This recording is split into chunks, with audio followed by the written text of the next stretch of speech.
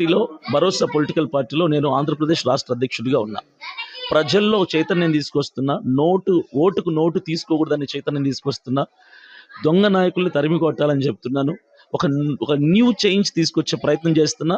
ఈరోజు నేను నడుస్తుంటే ₹1 డబ్బు పంచకుండా వందలాది మంది ప్రజలు నా వెనక నడుస్తున్నారు. ఇది అసూయ కావచ్చు, ద్వేషం కావచ్చు, వీడిని ఆదిలోనే విరగొట్టకపోతే స్టార్టింగ్లోనే వీడు చాలా పెద్దోడు అయిపోతాడు అన్నటువంటి కుట్ర కావచ్చు, ఏదైనా కావచ్చు. సో ఏదైనా నన్ను ఇక్కడ నుంచి పాడేరు నియోజకవర్గం నుంచి తరిమేయాలన్న ప్రయత్నమే చేస్తున్నారు.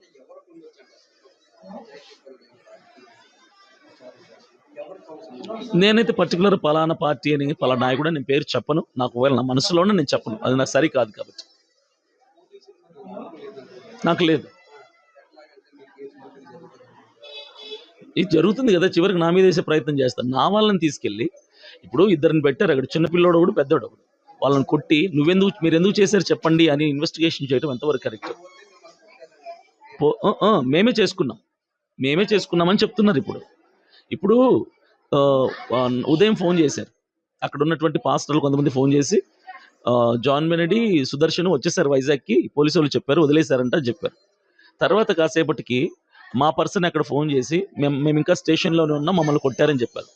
పోలీసులు డబుల్ గేమ్ ఆడుతున్నారు. పంపించేసాం, వదిలేసాం, వాళ్ళని వైజాగ్ వెళ్ళిపోయారు అంటున్నారు. చూస్తేమో స్టేషన్లోనే కూర్చోను. ఇది ఏం గేమ్ అండి? ఇది ఎంతవరకు ఇట్లా అన్యాయం చేస్తారు? ఎంతవరకు ఇలాంటి కుట్రలు చేస్తారు?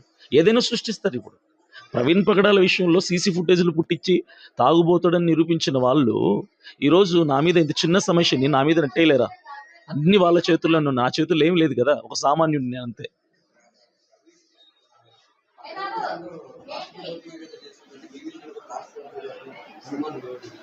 ప్రవీణ్ పగడాల విషయంలో పూర్తిగా జరిగింది అన్యాయమే అండి, న్యాయం జరగలేదు కదా. ఆయన తాగి చచ్చిపోయిన ఏ మనిషి కూడా 4 రకాల బ్రాండ్లు తాగి డ్రైవింగ్ చేస్తాడు. ఎంత పచ్చి తాగుబోతూ కూడా ఒకటే బ్రాండ్ మెయింటైన్ చేస్తాడు. అలాంటిది ఆయన అంత హైయర్ అఫీషియల్ అయ్యి ఉండి డ్రైవింగ్ 2-వీలర్లో హైదరాబాద్ నుంచి రాజమండ్రి ప్రయాణం చేస్తున్న వ్యక్తి 4 రకాల బ్రాండ్లు తాగుతాడా? కానీ దాన్ని ప్రూవ్ చేశారు వాళ్ళు. ఖచ్చితంగా నేను చెప్తానండి, ఇది నా మీద రుద్ది అంటే ప్రవీణ్ పగడాల మీద ఎలాగైతే నిందేశారో ఈరోజు అభినయ్ దర్శన్ కూడా నిందేసి అందరూ దొంగలే, పాస్టర్లు దొంగలే అన్నటువంటి ప్రయత్నం చేసే కుట్ర చేస్తున్నారు. ఇది ఖచ్చితంగా కుట్రే. సార్ నేను చెప్పనండి, డిపార్ట్మెంట్ పైన ఎవరున్నారో వాళ్ళు చేస్తున్నారు, వాళ్ళ పైన ఎవరు చేస్తున్నారు, ఎవరు చేయిస్తున్నారో నాకు తెలియదు. మొత్తానికి కుట్ర చేస్తున్నారు, లేని నింద నా మీద వేసే ప్రయత్నం చేస్తున్నారు. చేయనివ్వండి.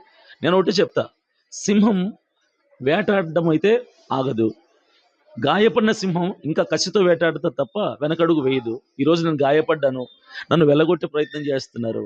నేను వెళ్ళను. మరలా నేను కొంచెం రికవర్ అవ్వగానే అదే పాడేరు నియోజకవర్గంలో అడుగు పెడతా. అవే గ్రామాల్లో పల్లె తిరుగుతా, పర్యటిస్తా, సమస్యలను వెలికి తీస్తా, ప్రభుత్వ అధికారులను నిలదీసి ప్రశ్నిస్తా. నా వైఖరి మారదు.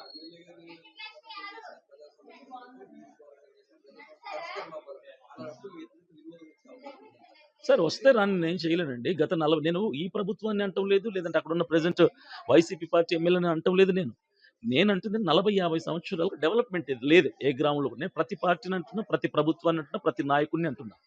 ఎవరు మారినా అందరు ప్రభుత్వాలు మారుతున్నాయి, పార్టీలు మారుతున్నాయి, నాయకులు మారుతున్నారు, కానీ గ్రామాల్లో పరిస్థితులు మారటం లేదు.